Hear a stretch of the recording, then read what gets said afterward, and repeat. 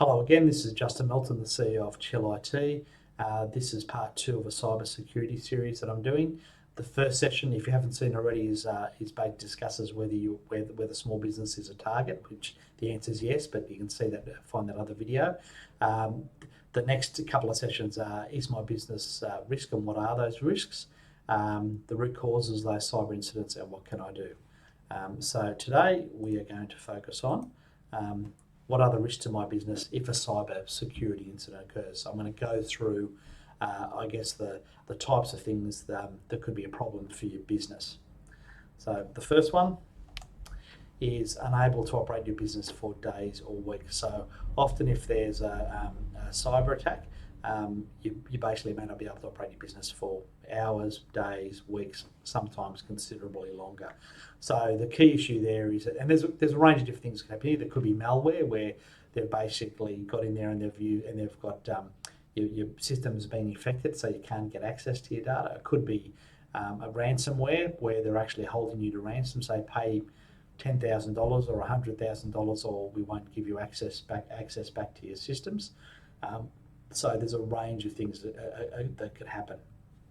And this also is true for, I guess, act of God incidents, or if an employee decides to be malicious, wipe files and things like that. So you need to be aware it's not just about cyber security. You've got to understand, can you get access to your data regardless of what's happening in the environment. So the big challenge here is that there's a lot of studies, and it ranges from 50% up to 70% of businesses go out of business within 12 months of a cyber attack.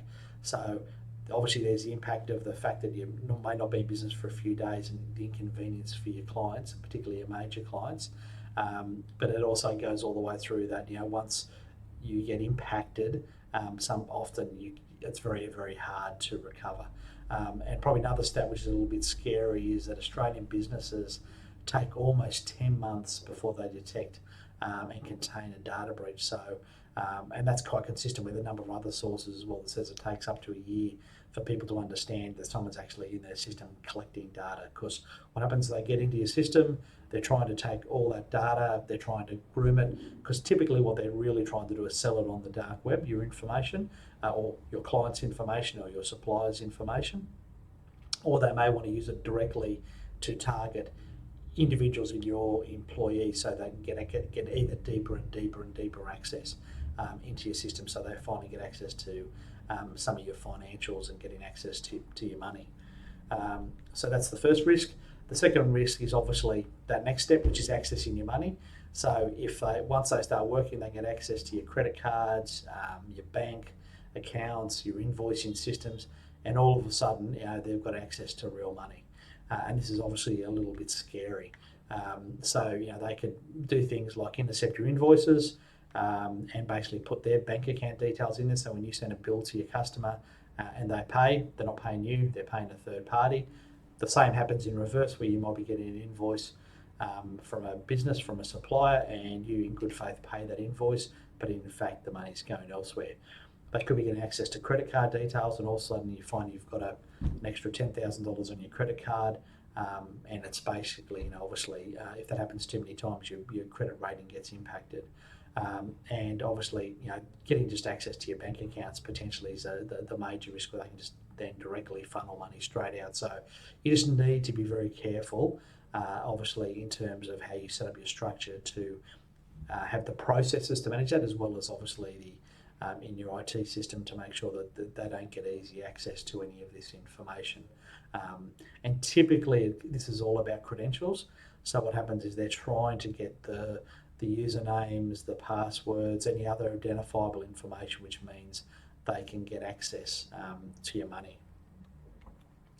A sort of related but a slightly different one is identity theft.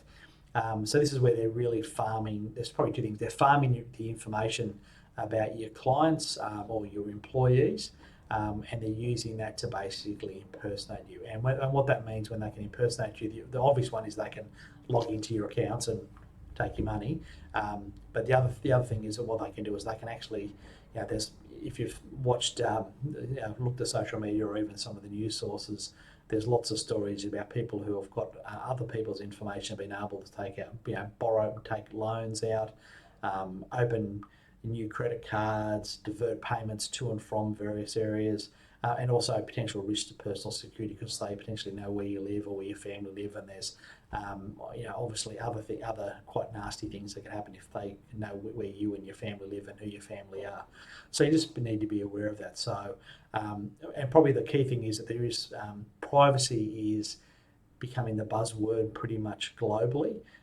It's getting very, very strict in the EU, strict in the US, stricter here.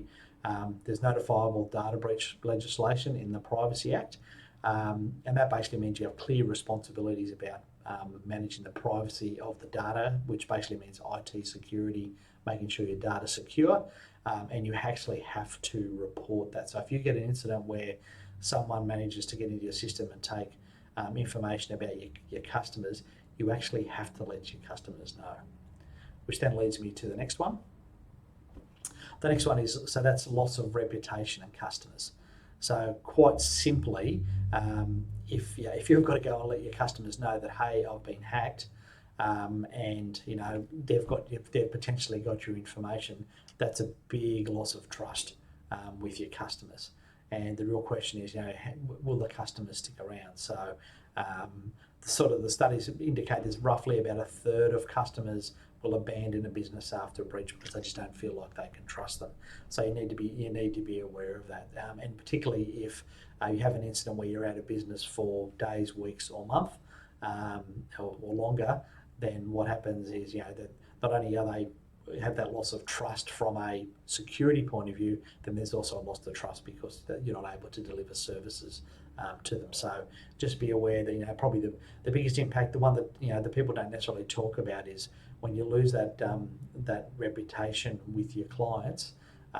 Then that makes it really hard when your key clients, a few of your key clients walk out the door, then you're in significant trouble.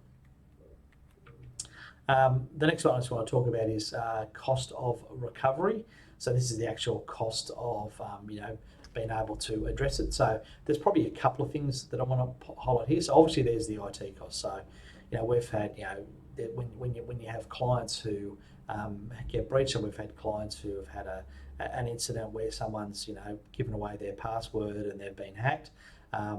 Typically it takes anything up to 20, 40, 100 hours to resolve it all and to track everything down and to close everything off. And that's just the IT costs, right? So that doesn't include the cost of the businesses maybe having to change bank accounts and change credit cards and all the internal overhead around that. There's also marketing costs. So marketing costs are basically where you've got to go. Obviously, you potentially have to inform your clients that you've been breached, but then you've also got to probably got to do a lot more marketing to try and re-establish trust to make sure that those clients stick around, so you don't lose a third of your clients. So there's a lot of costs there. Obviously, there's ransomware payouts. And I've got in the next slide, I'll sort of show you the difference between ransom is paid and not paid, and pretty much more than doubles the cost. And will your insurance pay if you haven't locked the door? So this is a really important question. So a lot of businesses, so first of all, you should have cybersecurity insurance, and typically that's separate from your normal business insurance. A lot of businesses don't seem to be aware of that, so you just need to be aware that cybersecurity insurance is quite a specific insurance nowadays. And of course, insurance companies, they don't like to pay out if they think someone's responsible. And what that means, if they don't think you're taking due care, then they don't really want to pay you out. So it's a bit like with home insurance, that if you don't lock the door, or you leave the door open and you make it easy for people to steal things from your house, they're less likely to honour your claim. So you just need to be aware of that. So there is some minor savings on cybersecurity insurance by meeting those targets, but the reality is the biggest risk for you is that if an incident does occur, that your insurance is then voided or partially voided because you haven't actually got the basics in place. And they're getting a lot tougher on making sure that you sign away that you've got these things in place. So we've got quite a few clients who we actually help with their cybersecurity insurance. because they've got to make sure they tick the boxes. And obviously, if you fib on your insurance form, then they will try and find that out. So just be aware that's a risk. So quickly on to the remediation costs. So I mean, this is basically there's a US study based in millions of dollars. Obviously, probably for slightly larger businesses, but what it shows is when you've got a ransom to be paid, it pretty much doubles your cost, because if they can, it doesn't matter what the size of your business is. If they've got an idea of how big your business is, they'll probably target 10% of your turnover. So if they target 5 to 10% of your total turnover, you've got to work at how much of an impact that is. That's going to be very significant dollars. And then obviously it's quite challenging if you don't pay the ransom. The question is, can you recover?